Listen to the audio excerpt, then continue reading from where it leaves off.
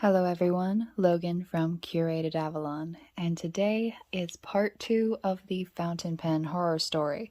So if you've seen part 1, you'll know that I accidentally washed and dried my Vanishing point. This is the rhodium plated in stripes. This is my most used fountain pen. It has a medium nib, and I haven't been kind to this fountain pen, period. It has been a workhorse for me. I absolutely adore it. I really should buy a backup, a replacement in case something seriously happens to this one. But you can see I haven't been kind to it. This dent was from something incredibly heavy falling on top of this poor fountain pen. It was sitting on my desk one day and something literally just fell on it and dented it. Haven't had an issue with it. However, after it had been washed and dried, and it was sitting in the bottom of the dryer in 3 pieces like this, the threads had been beat in a little bit, and it wasn't allowing for the nib section to slide in. It was just getting stuck right here. So I had a friend of mine, Eric. He actually fixed it for me. He actually shoved the whole thing in without messing with anything else. I was scared to do that, but he did it. So technically I could get the nib unit in, but it wasn't moving freely. And for this type of pen, that's not good, because every time you click this, this is moving up and down. So you don't want it scraping. So he actually took an awl and just kind of encouraged this to reshape. He did a really good job. It moves very well now.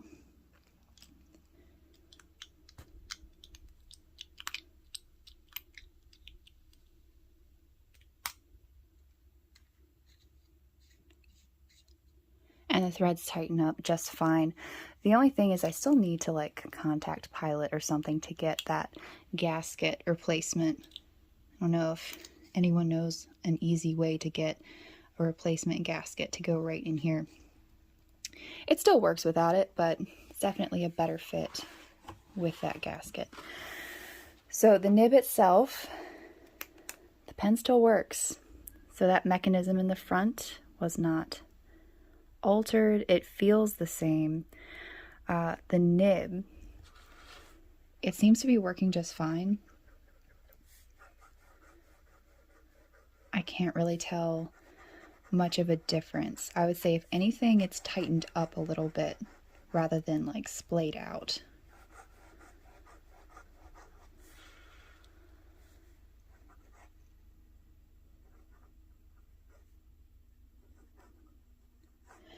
And the current ink I have in this pen is the Bad Black Moccasin from Noodlers.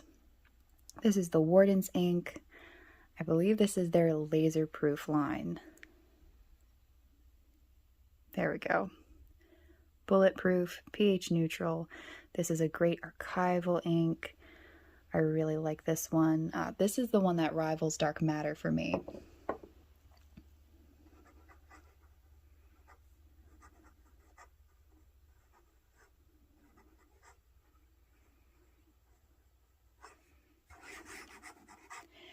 It kind of has a little bit of a sheen to it, where I think Dark Matter is a flatter look.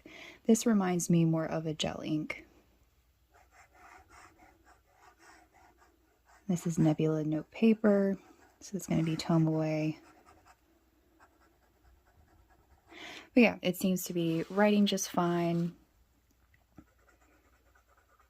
Maybe a little bit tighter if nothing else. So the pen, horror story, had a good ending. Didn't end up, oh, got ink all over me.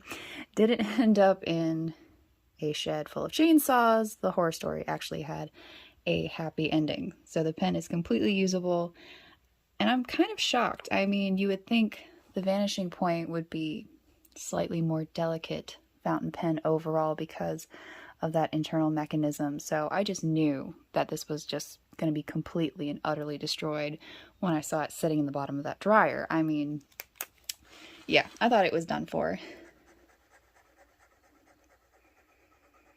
But it is quite happy. I'm quite happy, and I'm back to writing with it again. Thank you so much for watching. I'd love to know if you've had any similar experiences with your fountain pens, losing them, maiming them. I loved reading the stories from the last video. So thank you so much for watching. And I would love to know, knowing that this made it through a washer and dryer, would you be more inclined to buy this fountain pen now? More or less so? Thank you so much for watching.